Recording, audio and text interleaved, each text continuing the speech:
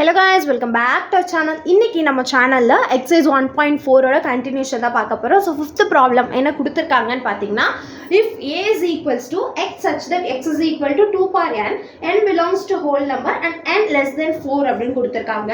set builder ஃபார்ம்ல கொடுத்திருக்காங்க. So இத நம்ம வந்துட்டு மாத்திட்டு அதுக்கு அப்புறம் நம்ம ப்ராப்ளம் சால்வ் பண்ற மாதிரி இருக்கும்.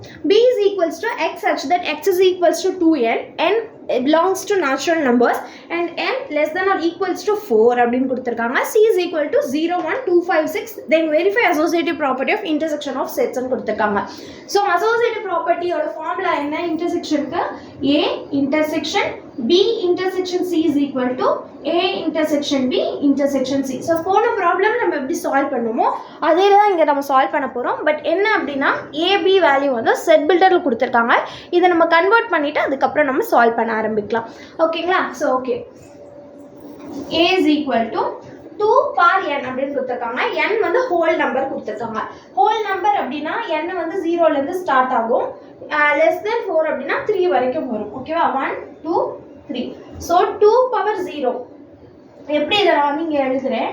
2 power 0 2 power 1 2 power 2 and 2 power 3 இந்த ஃபார்மட்ல எழுதணும். அப்ப a is equal to 2 power 0 anything to the power 0 1 2 power 1 2 squared 4 2 cube 8. so a value கண்டுபிடிச்சிட்டோம். இதே மாதிரி நம்ம b க்கு கண்டுபிடிக்க போறோம்.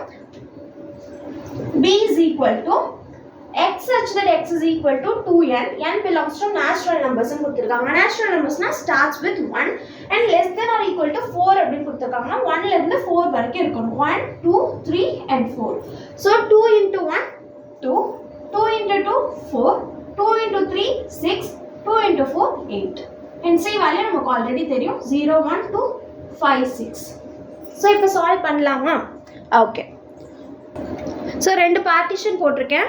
so first a intersection b intersection c கண்டுபிடிக்க போறோம். next a intersection b intersection c கண்டுபிடிக்க போறோம். Okay. a intersection b intersection c. இதுல first b intersection c கண்டுபிடிக்க போறோம். b ஓட வேல்யூ என்ன? 2 4 6 and 8. intersection c ஓட வேல்யூ 0 1 2 5 and 6. ரெண்டுத்துல எது காமனா இருக்கு? 2 இருக்கு 6 இருக்கு.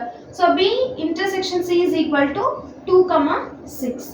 இப்போ a வை இன்டர்செக்ஷன் பண்ண போறோம். a intersection b intersection c is equals to a value என்ன இருக்கு?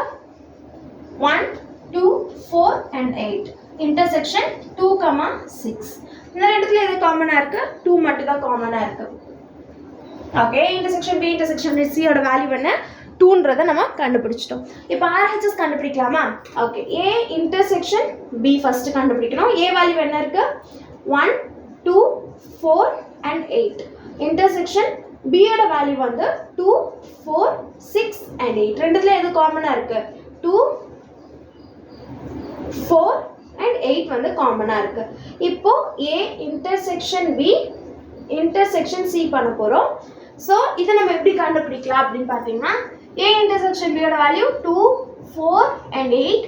intersection c ஓட வேல்யூ 0 1 2 5 and 6. ரெண்டுத்துல எது காமனா இருக்கு? 2 மட்டும் தான் இருக்கு. so LHS is equal to RHS, hence proved. புரிஞ்சுதா? அவ்வளவுதான் இந்த ஒரு ப்ராப்ளம். ரொம்பவே ஈஸி. இந்த மாதிரி வெரிஃபை பண்ண சொன்னாங்க அப்படின்னா நம்ம ஈஸியாக இந்த ப்ராப்ளமை சால்வ் பண்ணிடலாம்.